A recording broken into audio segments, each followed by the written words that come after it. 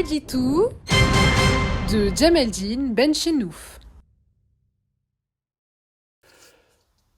Salam alaikum, Azul Fillaoun, bonsoir. Certaines sociétés humaines sont réellement très étranges, rongées qu'elles sont par une infestation politique qui se répand en profondeur jusque dans leur conscience collective. Dans ces sociétés, des nations en déliquescence, la conscience collective est en effet anesthésiée, dans le meilleur des cas. Elle s'est lentement assoupie, jour après jour, turpitude après forfaiture, mensonge après mystification, jusqu'à la normalisation dans l'entendement collectif de toutes les divagations, de toutes les faillites, de tous les périls. La classe politique qui est au gouvernail de ce Titanic en devenir, mafiocratie par essence, qui s'est imposée à la tête du pays par des voies scélérates, par la violence, la manipulation, le mensonge, la corruption, la division de l'ennemi qu'est son propre peuple, s'est elle-même convaincue qu'elle est vertueuse, qu'elle est légitime. Elle est dans une logique des coups d'État permanents. Elle est la première victime de sa propagande puisque elle a fini par croire à ses propres mensonges. Le despote croit fermement qu'il est l'émanation de la volonté populaire, qu'il est adulé, qu'il est le Messie attendu, et que le contester seulement, qu'émettre seulement l'idée d'une transition pacifique vers une autre forme de pouvoir, est en soi une haute trahison. Il s'affirme ainsi, le despote, en toute bonne conscience, puisqu'il a été happé par sa propre propagande, par ses propres mensonges. Il considère que tout lui est dû, qu'il est l'émanation même de la légitimité et du bon droit. Il s'est tellement gorgé de sa propre propagande qu'il a perdu le sens même du discernement.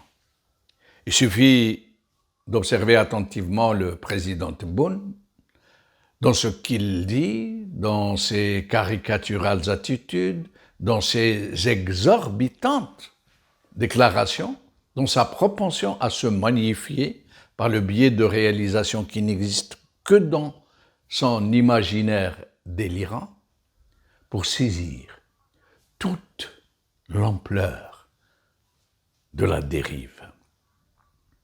En vérité, et sans qu'il soit besoin d'être psychiatre, ces attitudes de ce genre de politiciens procèdent de la pathologie mentale, de la mythomanie compulsive.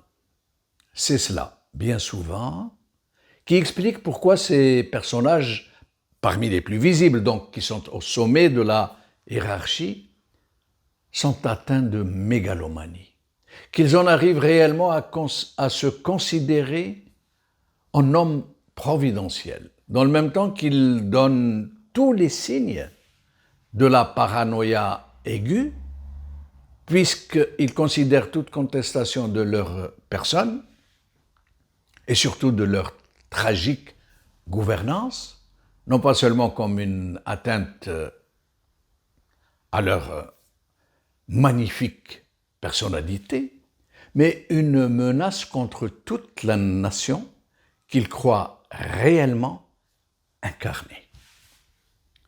Leur cours de fiefés flagorneurs, ces cohortes de pseudo-collaborateurs qui les entourent et dont la seule mission est de les flatter, de les assurer qu'ils sont sur la bonne voie, les ont profondément et irrémédiablement convaincus de leur impeccabilité. C'est ainsi, dans cette ambiance malsaine d'épaisse hypocrisie, entretenue avec un zèle haletant de courtisans atteints de chitalose aiguë, que les despotes en arrivent tout naturellement à boire leurs propres paroles, à se nourrir de leurs propres divagations et à succomber au charme de leur ego surdimensionné qui emplit l'espace, qui squatte les médias et qui fait oublier qui n'est que l'ombre d'un nain sous de puissants projecteurs. Oui, les perversions qui découlent des attitudes ordinaires de ces politiciens imposés par la junte, par la fraude électorale, le battage médiatique et la propagande primaire sont un état qui relève de la psychiatrie. Des perversions qui découlent d'une mauvaise conscience érigée en façon d'être, qui a besoin de corrompre la société, de la pervertir à son tour, pour normaliser l'anormal, pour légitimer l'illégitime, pour épaissir le brouillard.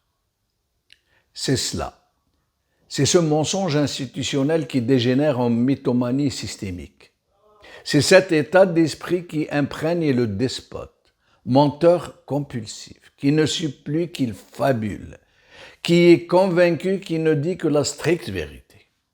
C'est cela qui le précipite dans la confusion des concepts, des chiffres, des événements, qui lui fait dire avec une grande assurance et beaucoup d'aplomb que toutes les grandes démocraties de l'histoire sont nées en Algérie. La démocratie grecque, la révolution portugaise, que le pays a réalisé une production agricole plus importante que les ressources hydrocarbures, qu'il n'y a pas de détenus d'opinion dans les prisons algériennes, que la presse algérienne est très libre, très caustique même, et une infinité d'autres très gros mensonges dont il est convaincu lui-même que quiconque les met en doute ne peut être qu'un agent des ennemis de l'Algérie, où la paranoïa vient donc se fondre dans la posture mythomaniaque. Ce genre de système politique produit toujours des effets en chaîne dans la pratique du mensonge et qui mobilise pour les besoins de la cause des moyens massifs. Le plus étrange est que la société tout entière en est imprégnée. Elle finit par ne plus distinguer le vrai du faux, ou le faux du vrai, puis de ne plus s'étonner et donc de ne plus s'offusquer, allant jusqu'à normaliser dans ses perceptions cet usage immodéré du mensonge. قول آخر.